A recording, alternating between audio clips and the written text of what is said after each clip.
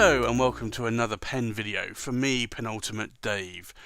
So I wanted to do a very special pen unboxing today, and this, as you can see here, is a Visconti, and it's for me a very special Visconti for a number of reasons. So what I'll do, I'll unbox the pen and just give you a brief glimpse of it and give you a little bit of a history behind it. So it comes in this massive, very weighty box. If you have had an Opera Master before, you'll know how heavy these boxes can be. They come in this lovely sort of drawstring bag from Visconti, and very similar to the drawstring bags that the 12 pen cases come in, or even the 6 or the 3 pen cases. And this is always nice. I always tend to like to use these bags for carrying pen-related things around. So that's the drawstring bag, and I'll now remove the bag to show you what is inside. This is the Visconti Luxor, and this is such a stunning pen, and I had the opportunity to pick one up recently, and I missed that opportunity, unfortunately, and I expressed how disappointed I was, and then another one became available, so I jumped at it at that point.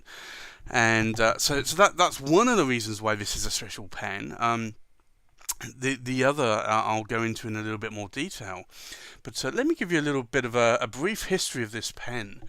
So the pen is actually made to commemorate the Luxor Obelisk, or the Obelisk de Luxor, which is a high Egyptian obelisk standing at the centre of the Place de la Concorde in Paris in France. In 1936, the Luxor Obelisk was classified as a historical monument and is over 3,000 years old, and was originally situated outside of the Luxor Temple in Egypt, where currently its twin remains to this very day. It first arrived in Paris on December the 21st, 1833, and was gifted to France by Muhammad Ali Pasha, the ruler of Egypt. The obelisk is a yellow granite column rising to 23 metres or 75 feet high, including the base, and weighs over 250 metric tons. And it is decorated with hieroglyphs exalting the reign of King Ramesses II. Missing its original pyramidion, believed stolen in the 6th century BC, the government of France added a gold-leafed pyramid cap to the top of the obelisk in 1998. Inspired to this magnificent monolith, and in order to celebrate the 10th year anniversary since its restoration, Visconti decided to present an extraordinary piece of art finely decorated with historical hieroglyphs originally copied from the real obelisk. The Luxor pen is based on the ancient squared shape of the obelisk. The working on the pen is a result of a mix of techniques secretly handed down from time to time in Visconti atelier. The pen is originally turned from vintage red ebonite bars, and then is covered with 8 layers of Japanese lacquer from Master Makishi. This technique used is called ikaji, and was blossomed in the Edo period of 1603 to 1868. Makie objects were initially designed as a household item for court nobles. They soon gained more popularity and were adopted by royal families and other noble people as a symbol of power. Archaeologists think that those obelisks were covered with gold and semi-precious stones, reflecting the sunlight, a symbol of devotion to the sun that for the ancient Egyptian culture was embodied in Ra, the god of sun. This is why Visconti painters use colours for the hieroglyphs on the pen in order to celebrate the importance of Ra. His eye symbol is finely chiselled in 18 karat gold at the bottom of the cap. The clip is shaped on the ancient Egyptian ankh, also known as the crux ansata, the Latin for cross with a handle. It is an ancient Egyptian hieroglyphic ideograph with the meaning life. The Egyptian gods are often portrayed carrying it by its loop or bearing one in each hand, arms crossed over their chest. The ankh appears in hand or in proximity of almost every deity in the Egyptian pantheon, including pharaohs. The metal parts are solid, casting brass covered from 1.5 microns of pure gold. It is provided with a double reservoir power filler from Visconti.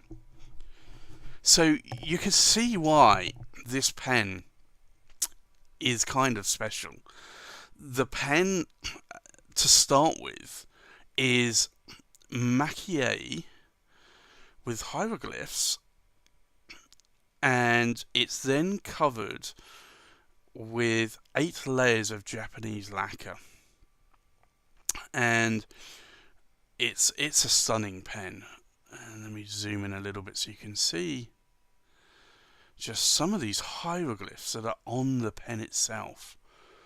So you can see it's an amazing pen, and that Ra symbol in 18 karat gold is it just shines. You don't see that unless there's a light source on it, and I have quite a strong light source on it at the moment. But you can just see the hieroglyphs on this pen. It's just outstanding. It's a lovely maquillé pen, and it is just superb. So when I had the chance of picking this pen up, I thought, well, I just have to do it. So here you can see you have the Ra symbol and the clip. That clip is amazing as well. You just see those hieroglyphs. Like, look at that. It's just... It's a stunning pen. If I unscrew it as well... this comes with a 23 karat palladium nib. And this is a medium nib. Now, I tend to prefer more broader or stub nibs lately. However, I do still like medium nibs.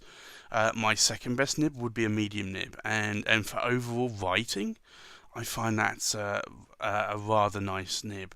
And then here you can see here the double reservoir filler as well. So it's a power vac filler.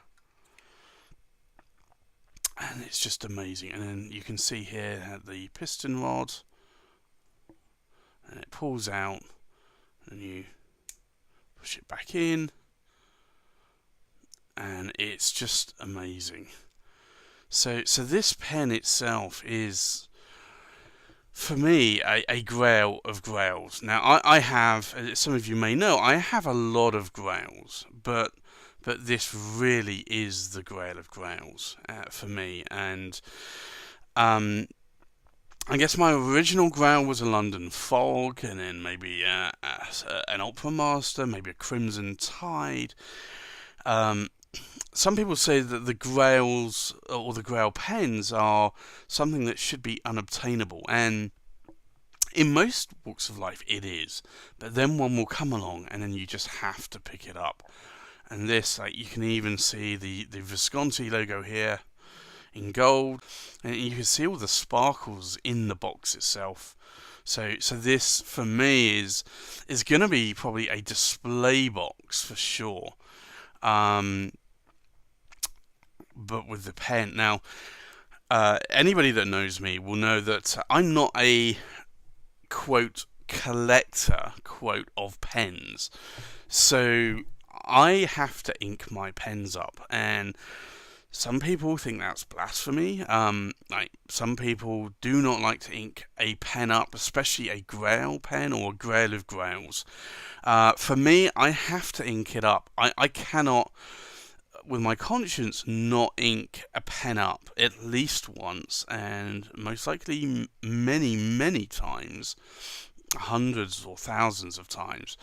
Like, ideally, I would love that the pen stays in its initial mint condition, but I just cannot not ink a pen. So this actually puts me at a crossroads, or puts me on top of a very tall fence, because I have to ink the pen up. I have to use the pen. If I'm going to buy a pen like this, it's not just a work of art. It's a pen. Like, its pure function is a pen, so I have to write with it. But this lovely box and the pen itself is just amazing, that it really makes me have to think twice on whether or not I really want to ink this pen. And I absolutely hate that, because I have to ink it, and I'm sure many of you will be with me on that you have to ink a pen. No matter how expensive or how lovely the pen is, you have to ink it. And it really pulls me into a crossroads. So I am going to have to ink this pen, and I think I'll ink it now, because if I don't, I then may never ink it. So I think what I will do now is I will ink the pen and do a writing sample, which I know a lot of people have been asking me to do recently. One thing I will just show you as well, it has the Visconti My Pen sort of finial there, although I'm not sure if that is a magnet. I don't think it is, actually. I'll have to give that a try. Right, let's see if this is magnetic. See if it is a My Pen system. So I have a magnet here, a very basic magnet. Yep, that is a My Pen's system. So I could actually change it off with a jewel of some sort, or even a maybe a it just snaps back into place there, and you can rotate it if you need to. There you go. So, as I said, I'm going to go and ink this pen now, so you can see what this looks like.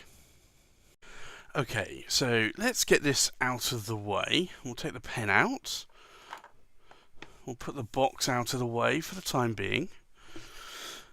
And what I'll do, I'm going to use Konpeki, because I think Konpeki actually matches more so the colour of the blue.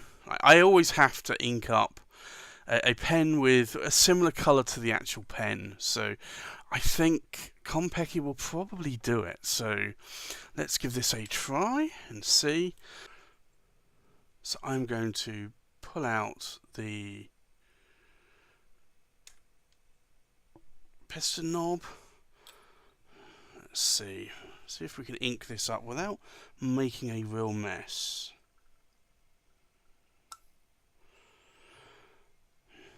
Yep, I think that's worked out quite well. So let me just put the cap back on the bottle before I forget.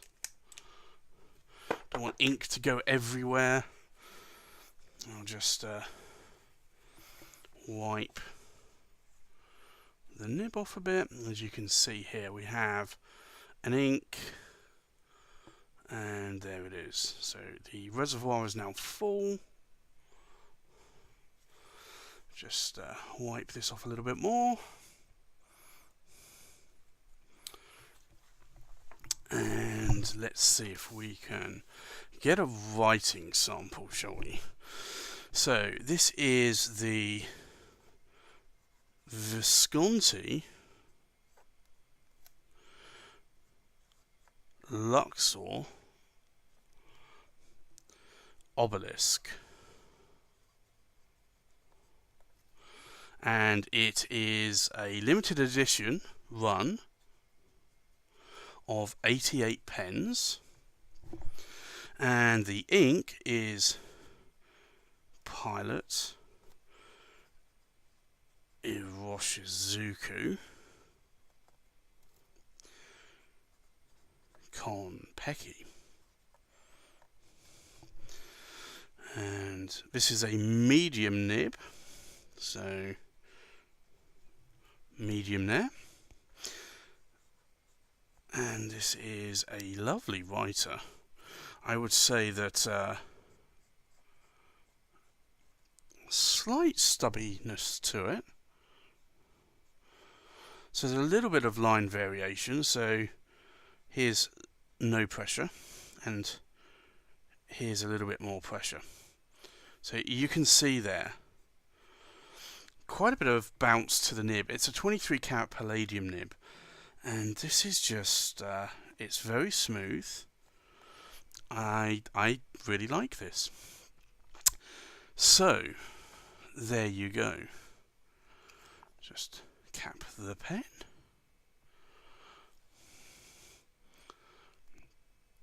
And there you can see the Luxor Obelisk from Visconti. So thanks for watching the unboxing. Please like, comment and subscribe, and I'll see you on the next pen video. Bye bye.